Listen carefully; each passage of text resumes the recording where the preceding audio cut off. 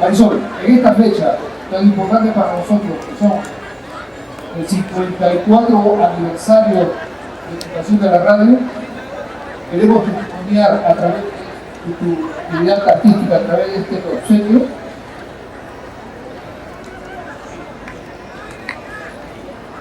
tu trayectoria impecable y sobre todo el cariño de los oyentes de Radio Unión, de los colaboradores de Radio Unión y consecuentemente de la gerencia general. Marisol, te quiero dar muchas bendiciones a tu carrera artística y la felicidad llegue para ti muy pronto porque te lo mereces. Muchísimas gracias, ingeniero. El cariño es mutuo. Muchísimas gracias.